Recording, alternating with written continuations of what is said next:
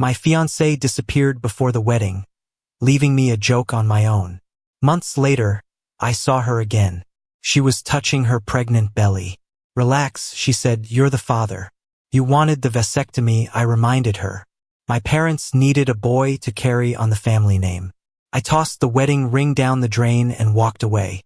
Cindy was sure I'd come crawling back to her eventually. That changed when an heiress was spotted visiting the OBGYN with an average Joe. The heiress proudly announced, "Yes, we're having a baby." Cindy went crazy, causing a scene at the maternity center. She got the ring she fished out from the drain and begged me to marry her. When I arrived at the hotel suite, Cindy was cozied up to Vincent, looking so cute and small. One hand on her belly, the other held tight by her mom. Her face showed a mix of shyness and pride. Cindy saw me and her eyes narrowed for a moment. Then she acted like nothing happened. Vincent and Cindy's parents saw me too. Vincent hugged Cindy tighter, as if showing off. "Richard, come in and sit." Cindy's mom broke the silence, acting like nothing was up. I smirked, walked in, and stared at Cindy's small bump. "Wow, is this a dress rehearsal for future happy family dinners?" My fiancée, the woman I chased all my youth, vanished for months. Now she's pregnant with some dude's kid, inviting me for dinner with her parents present. Exciting stuff. Cindy frowned at my words, like I said something ridiculous, as if I was the one at fault. Her mom wasn't fazed though. "Richard," she said, "since you know, I won't hide it. In our family, heirs are a big deal. I know you and Cindy are engaged," she paused, "but if you can't have a son, well, I can't really let you in the family." Cindy sat silently, agreeing with her mom. After a moment, she said, "Don't worry, to the outside, you'll be the dad. After all, we go way back." She knew I've loved her all these years. We were the school's golden couple, though she was the rich girl and I was just a poor kid. To be worthy of her, I worked nonstop, finally starting to build something stable before I dared to propose to give her a future. She hated using protection, said it was uncomfortable. I couldn't make her take the pill. I didn't want to hurt her health. So, I thought about it and chose a vasectomy after our first night together. She was upset then, forbidding it. I assured her that reversal was possible later, anytime she wanted to have kids after marriage. She promised under the stars she'd never betray me. But when everything got better and we were about to wed, she vanished. I turned the city upside down hunting for her. When I was close to madness, she returned with another man's baby, saying I'd be the father. The way she and her mom acted, it was like they were doing me a huge favor. Vincent's face showed envy and resentment momentarily. Then he returned to his gentle demeanor, joking with Cindy. I didn't accept their so-called kindness. "No need," I said coldly. I slipped off the engagement ring, tossed it, and it clanged on the floor, ringing sharply in the big room. Cindy looked at me in disbelief. "Richard, are you crazy? That's my mom's ring for you." Her mom's composed face finally cracked. She set down her teacup, annoyed. "Richard, is this how your parents taught you?" I met her eye and said, "Auntie, how my family raised me isn't your worry anymore. But about how you raised yours." I hadn't finished when Cindy cut in, slamming the table. "Richard, how dare you speak to my mom like that? The ring means nothing to you? Plenty would want it. Don't come begging me later." With rage, Cindy picked up the ring and slipped it onto Vincent's finger. Vincent was gleeful, holding her hand, tears in his eyes. Watching this mess unfold, I felt surprisingly calm. All those feelings seemed eroded by repeated disappointments. So I didn't kick up a fuss. I just turned and left. After leaving the hotel, I drove to an old haunt, the racetrack. As a kid, I dreamed of being a race car driver. People would say it was a meaningless hobby. Then family tragedy hit. I lost everything overnight. Cindy's call saved my life, and I fell hopelessly for her. Cindy, an only child, was expected to marry someone who'd join her family. It was a humbling demand for any guy. But I loved her. Without hesitation, I agreed. I believed love could overcome anything. Her father started to groom me. I progressed fast, thanks to my past experience. I remember Cindy saying racing was too dangerous. You've got me now, she said, we've got a future. Don't race, it's for your own good. Her words were sweet at the time, like gospel to me. I never raced again. I never held any aspirations outside loving her. Why bother now?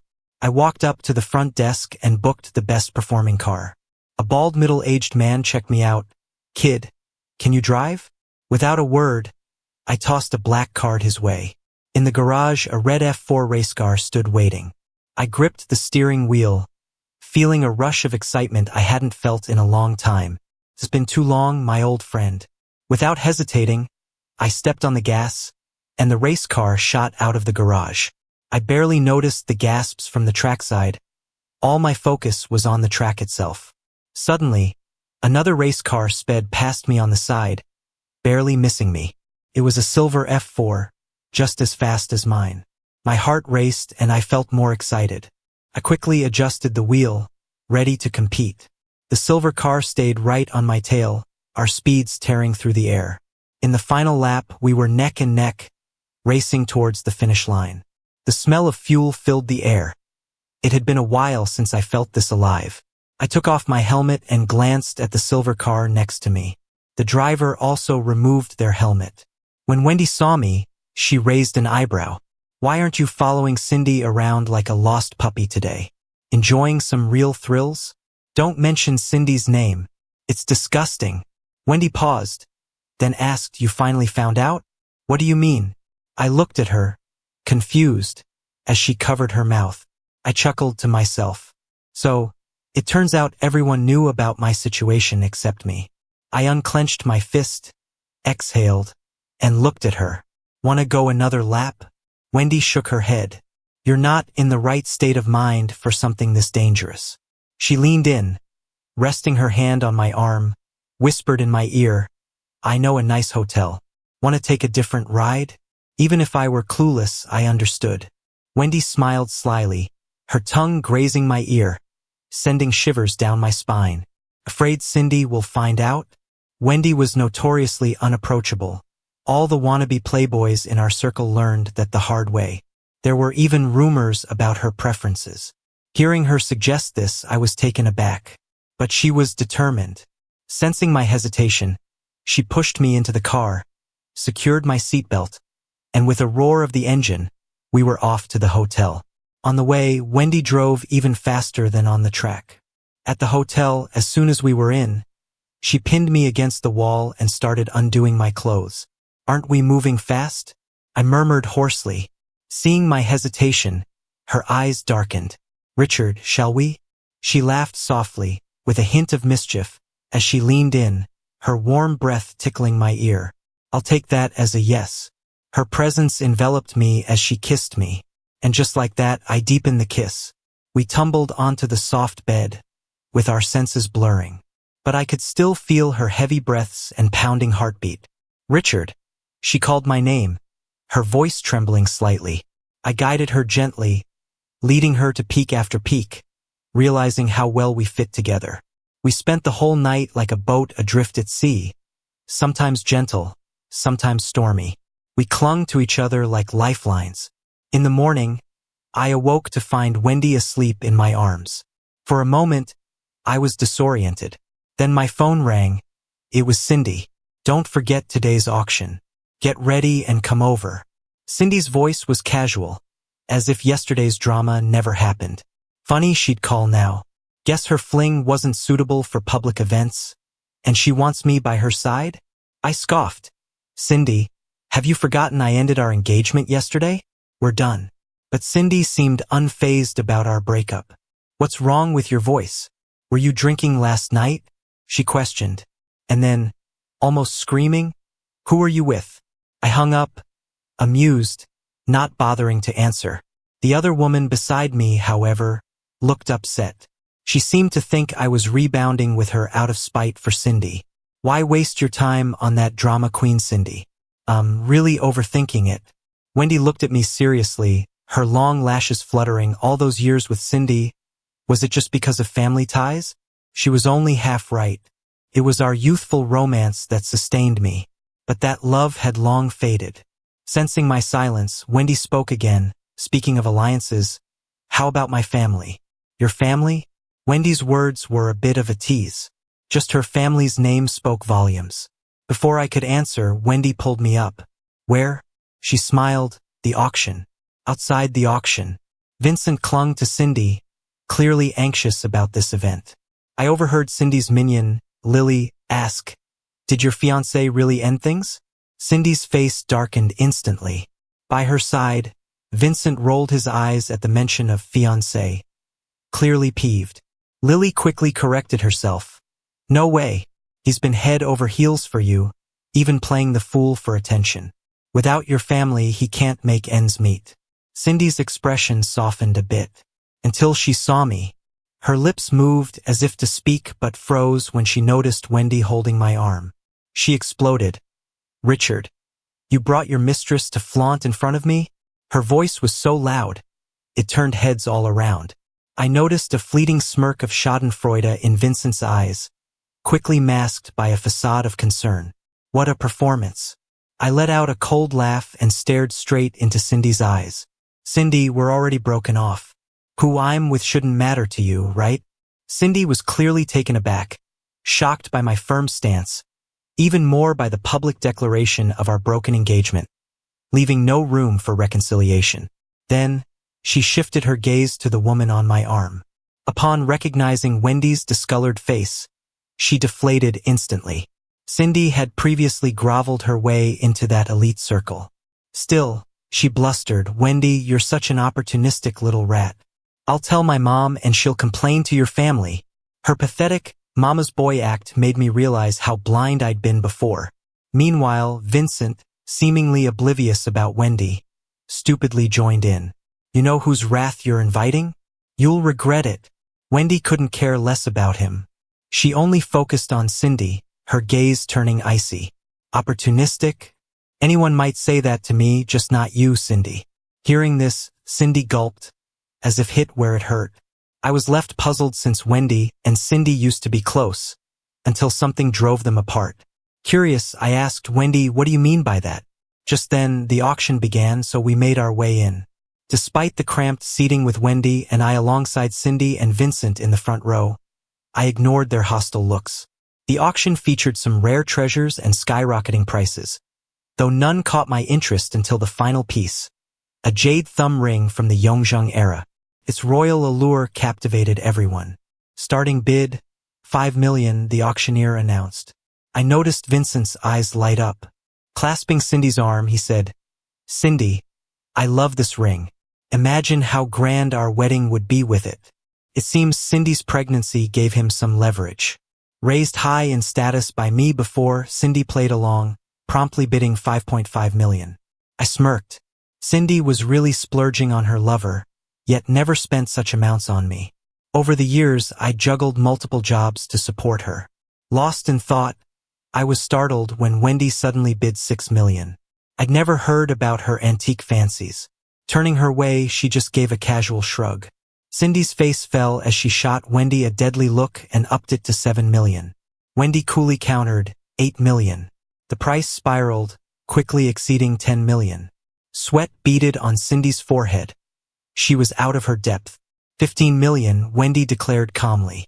Cindy finally surrendered, dropping her hand in defeat, her face turning livid. Vincent's complexion was equally dismal. Wendy twisted the knife, waving the ring box smugly at them, saying, "Better luck next time." Cindy's face shifted colors, and Vincent's jaws tightened furiously. Wendy slid the box into her purse, feigning a tiny smirk. I wondered what she was really thinking. After the auction, we left without delay, only to be stopped by Cindy outside. "What now?" I asked, not bothering to hide my irritation. "Richard, you never used to be so cold," she whined. "What is it?" I pressed, having no desire for nostalgia. "Richard, when you threw away our engagement ring, I was actually bidding for this one for you today. But an ill-intent person snatched it," she said with earnest eyes, as if auditioning for a romantic role. Vincent heard and looked even sourer, as if he'd swallowed a fly, wanting to confront me but holding back because of Cindy. "Cindy, consistent in your narratives, haven't you?" Wendy interjected, her tone warning. Cindy wilted instantly and said nothing more. Wendy ignored her, leading me away with a firm grasp, hinting at possession. Surprisingly, she drove us straight to the airport. Where are we going? I asked. To chase every dream, she replied. We ended up in England where there were advanced racing facilities.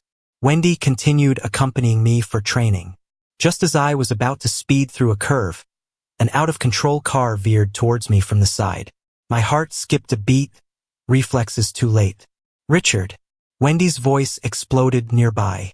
She accelerated unbelievably fast, maneuvering her car to shield me from the errant vehicle. In an instant, metal clashed, sending sparks flying. The impact sent my car skidding into a barrier. In all the chaos, my car finally steadied, and it was my rapid breathing that made me realize I was still alive. I quickly unfastened my seatbelt and staggered over to Wendy's car. The front of her car was badly crushed, and Wendy was slumped against her seat, looking pale with blood trickling down her forehead. Seeing her like that, tears welled up in my eyes uncontrollably. Wendy, are you okay? I shouted with a trembling voice, fumbling to open the car door. Wendy strained to lift her head, and when she saw I was all right, she gave a faint smile. She slowly reached out her hand and handed me a ring box. Don't lose the ring, she said. My heart clenched. Even in this life and death moment, Wendy was still clutching that ring box tightly. I opened it, and when I saw the jade ring inside, I couldn't hold back my tears any longer. Wendy weakly lifted her hand and gently wiped the tears from the corners of my eyes. Then she slipped the ring onto my finger. This time I didn't hesitate. At the hospital, Wendy had a fractured left hand, but she wasn't in any life-threatening danger. I just had a few scratches. But Wendy still insisted that I get a full checkup. While waiting for the results, I got a call from Cindy. Hello. She started off with a condescending tone. I know you're just with Wendy to spite me, but I don't care. By the way, where have you been lately? Why haven't I seen you around? I was speechless. First, don't call me hello. Second, where I go is none of your business. Cindy, there's nothing between us anymore. Please stop bothering me. Cindy, though, sounded amused, as if I was jealous. Oh, come on. Are you upset because I introduced someone to my parents? Seriously, you're just overreacting. You've met my folks plenty of times. Why would you throw a fit over something trivial? If you want to meet my parents so much, how about when you come back, we throw a welcome party for you as a family? How does that sound? I laughed in anger. Cindy, if you're sick, get help. Honestly, even a gold miner couldn't dig up pure craziness like yours. Cindy was finally starting to see I wasn't going to put up with her anymore. She snapped, Richard, really? I'm giving you an out, and you still act like this. Fine. I'm the crazy one here. But I'm telling you, this is your last chance. Miss it, and you'll never set foot in my house again. And no amount of begging will change that. Better not regret it. Haha, your house's door? Whoever wants to, can go in. I hung up immediately. At that moment, the checkup results came back. I saw the report, and my hands shook so badly I almost dropped it. It read, for weeks pregnant. Wendy's pregnant. I looked up in shock, my mind blank, like fireworks exploding in my head, buzzing. I haven't had my reversal surgery yet, and it still happened. I instinctively looked at Wendy. She was more excited than I was, her eyes filled with joy and disbelief. Ignoring her broken arm, she ran into my arms, twirling around like a kid. Her excitement rubbed off on me, and I couldn't help but smile and lift her up. In the days that followed, we cleared as much work as we could and stayed by each other's side 24/7. Even though we were in the UK, with her family's influence, we still got spotted by the paparazzi. It blew up on social media. Soon after the news broke, Cindy started calling me non-stop, almost like she was crazy. Her tone was no longer arrogant. Richard, where are you? I miss you. Can I come see you? God. I was so angry I felt the baby kick against my ear as it rested against Wendy's belly. I had no patience left to deal with her nonsense, so I hung up and blocked her. But she was like a pest. She kept calling with different numbers. I had to turn off my phone. Finally, peace and quiet. Not long after, Cindy announced she had a son. Her friends commented on her post. "Cindy, did you change partners? Though you've always been wild in secret, the only one you've openly admitted to was Richard, right? Cindy, as a sister, let me advise you. Keep those kinds of guys just for fun. Don't bring them into the limelight. It's not classy. Sis, are you and your husband really done? If there's a chance, just swallow your pride and win him back. Men are usually soft-hearted deep down. A little coaxing and they'll be right back with you." Cindy couldn't be bothered to hide it anymore and replied to the last comment. "Win him back? Do you think I'm short of a boyfriend?" Meanwhile, her parents couldn't stop boasting about finally having a grandson. Seeing them, I just felt like I'd been blind before. But honestly, I couldn't care less about their foolish drama. Just watched it for entertainment. A few months later, our daughter Cindy was born. She was so delicate and beautiful, like a mini-me. Wendy's eyes were teary as she held her baby girl gently, not wanting to let go. Then, with my approval, she announced on social media, "Yes, we have a child." She posted a photo of us together, the jade ring prominently on my hand. Turns out, with all the rumors flying before, she hadn't responded because she was waiting for me. Wendy's post lit up with comments. "Truth or dare? Wow, after all these years, the rich heiress finally found love, and it's a big announcement right off the bat. I knew Richard was the dad. When I saw the paparazzi photos, I thought it looked like him. Congratulations. Turning a secret crush into reality after all these years. Wow, skipping all the steps straight to having a baby?" Wendy simply replied, "Thank you all for your good wishes." Meanwhile, at the bar, it was a wild scene. Cindy sat in silence, downing drink after drink. Cindy and Wendy announced it with Cindy's brother-in-law. Lily, the tag-along, spoke cautiously, watching Cindy's expression. Cindy snapped her head up, her eyes dark and her face looking furious. "It's okay, sis, you didn't like him anyway." Noticing Cindy's face, Lily tried to backtrack. "If you don't want to die, shut your mouth." Cindy kicked over the table in front of her, sending glass and drinks flying everywhere. Lily shrank back in fear, not daring to say another word, and quietly started to clean up the mess. "Cindy, I know you spread the rumor about having a son with Vincent to get at your brother-in-law." Lily spoke softly, "But has he contacted you in all this time? He's even got a kid with someone else." Hearing that, Cindy smashed her glass on the floor with a bang and held her head in pain. Just then, Carrie, who never got along with Cindy, decided to push her buttons further. "I heard you were fooling around and had an illegitimate child, so your fiancé ran off with someone else." Cindy jumped up, anger fueling her every move, and charged at Carrie, swinging her fists. Carrie sidestepped easily, dodging Cindy's attack, then punched her right in the face, sending Cindy to the ground. "But you started it," Carrie mocked. After that, Cindy endured a flurry of punches on her face. The bar's patrons watched, but no one dared to intervene. Once cocky, Cindy now seemed like a broken-down dog. Leaving the bar, Cindy lost it completely. She staggered her way to the maternity center. The alcohol dulled her senses but also made her finally confront her feelings. She barged into the center's entrance, stopped by the security. "I'm Richard's fiancée. Let me in," she shouted. The security looked at her like she was crazy. But Cindy, eyes red with desperation, shoved past them and burst into my room. "Richard," she said when she saw me, voice trembling, "I got beaten up. Aren't you going to do anything? Like before? Can you put some pain relief on me and kiss me?" She pleaded with her eyes. I stared at her coldly, my gaze flat and unfeeling. "Is it because I had a kid with someone else?" She screamed hysterically when I didn't react. "Are you just trying to spite me by having one too?" I almost laughed in disbelief, enunciating each word. "Cindy, this is my final warning. We're done. If you keep bothering me, I'll call the cops." At that, Wendy walked in from outside. Cindy completely lost it, pointing and cursing Wendy. "Wendy, you homewrecker."